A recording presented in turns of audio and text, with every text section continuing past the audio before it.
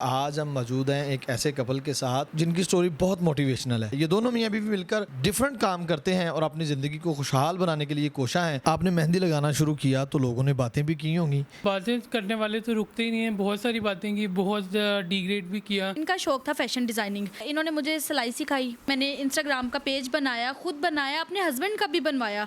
फिर हम लोगों ने जो है वो इंस्टा पे काम करना शुरू किया और इस तरह माशाल्लाह ऑर्डर्स आना शुरू हुए हमारे पास कि आज मुझे कोई तस्वीर दिखाता है तो मैं उसको ऑर्डर तैयार कर देती हूँ, भाई मैं आपको ये तैयार कर दूँगी। जब मेरी तबीयत ख़राब होती है मुझे बड़े मज़े मज़े के पराठे बना के देते हैं। मेरी सेहत का राज भी यही है। अस्सलाम वालेकुम नाज़रीन, डिजिटल रंग के प्लेटफॉर्म से शुएब हसन आपसे मुखातिब है। आज हम मौजूद हैं एक ऐसे कपल के साथ जिनकी स्टोरी बहुत मोटिवेशनल है। अल्लाह ताला ने जो सबसे पहला रिश्ता बनाया वो मियाँ और बीवी का है। मियाँ और बीवी की अगर केमिस्ट्री अच्छी मिल जाए तो ज़िंदगी खुशहाल हो जाती है। ये दोनों मियाँ बीवी मिलकर डिफरेंट काम करते हैं और अपनी ज़िंदगी को खुशहाल बनाने के लिए कोशा हैं और काफ़ी खुश भी नज़र आ रहे हैं। माशाल्लाह, अल्लाह इनको खुश रखें। इनसे जानते हैं कि ये अपनी ज़िंदगी में किस तरह से चल रहे हैं और क्या क्या काम कर रहे हैं, किस तरह से एक दूसरे को सपोर्ट कर रहे हैं और करेज कर रहे हैं। आइए चलते हैं इनके पास। अस्सलाम वालेकुम। वालेकुम अस्सलाम। भैया क्या नाम है आपका? एहसन चिश्ती नाम है मेरा। क्या करते हैं आप, पहले मुझे ये बताएं, मैं आप ही से सुनना चाह रहा हूँ। मैं मेहंदी लगाने का काम करता हूँ। तो कैसे ख्याल आया? मेहंदी तो लड़कियाँ लगाती हैं, आपको कैसे शौक़ आया मेहंदी लगाने का? मतलब कॉलेज के टाइम से पहले मेरा भी यही ख्याल था कि मेहंदी सिर्फ लड़कियाँ लगाती हैं, लेकिन मेरी कज़न की शादी हुई उस दौरान में तो मैंने देखा कि उन्हें मेहंदी लगाने के लिए एक लड़का आया।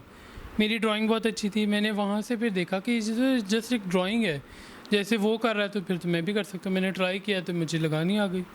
इसको आपने अपना प्रोफेशन कैसे बनाया? किसने मशवरा दिया आपको कि आप इतनी अच्छी मेहंदी लगाते हैं तो इसको अपना प्रोफेशन बना लें? शादी से पहले तो टू बी फ्रैंक मैं सिर्फ अपने घर वालों को लगाता था, सिर्फ अपनी फैमिली के अंदर घर वालों को।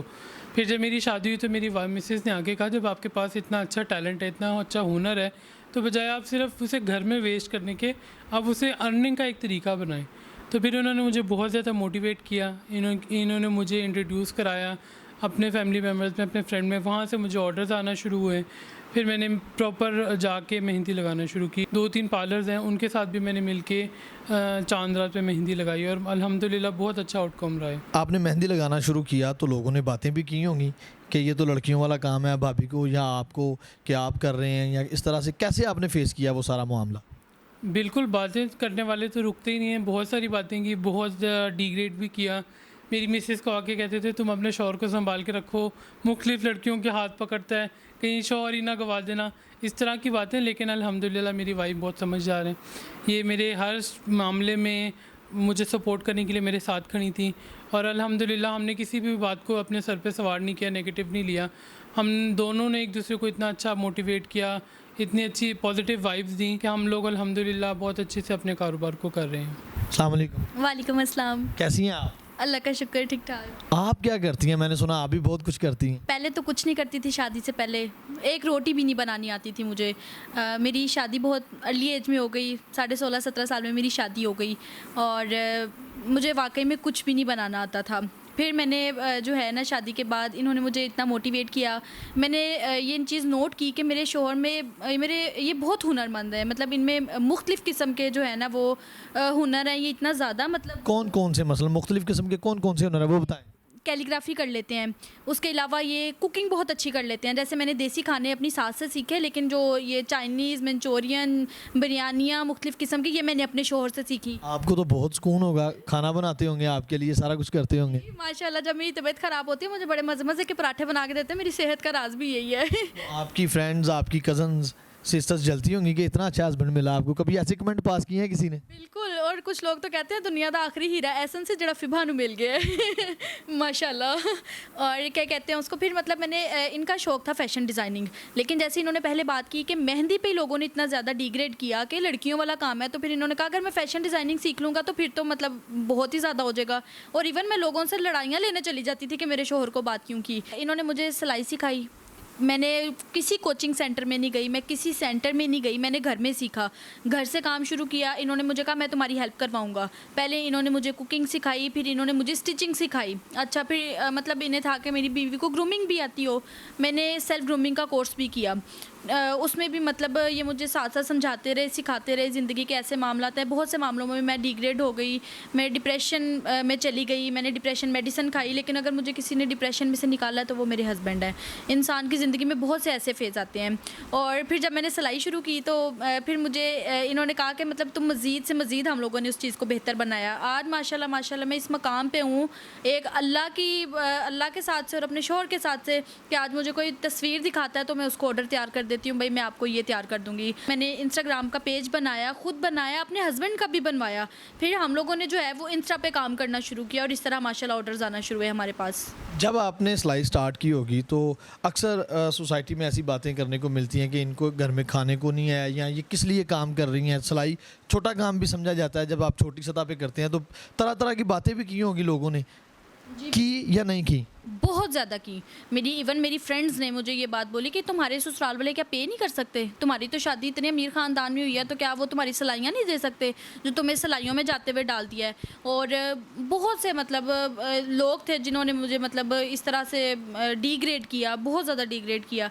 लेकिन अल्लाह का शुक्र है कि अल्लाह ताला ने मुझे एक ऐसा साथी दिया है जिसने मुझे हर मुश्किल इम्तिहान में से निकाल लिया है। जब ऑर्डर आता है तो क्या फैब्रिक वगैरह ईच एंड एवरीथिंग आप जो है वो कवर करते हैं, लेके आते हैं? सिर्फ आपको ऑर्डर दिया जाता है और आप तैयार करके देते हैं? जी बिल्कुल, मतलब जैसे अभी जो मुझे पिछले सारे ऑर्डर्स आए हैं उसमें यही चीज़ थी कि वो मुझे पिक्चर्स दिखा देते हैं और फैब्रिक बता देते हैं, फिर उस लिहाज से उसको तैयार करवाना, उसकी स्टिचिंग, उसकी सब कुछ, और इतनी रिजनेबल प्राइस में आपको बाज़ार से बिल्कुल एक कम और मुनासिब कीमत पे तैयार करके देंगे। मुझे एक ड्रेस बहुत ज़्यादा पसंद आया, लेकिन वो 28-29 हज़ार रुपये का था, मेरे बजट में नहीं था।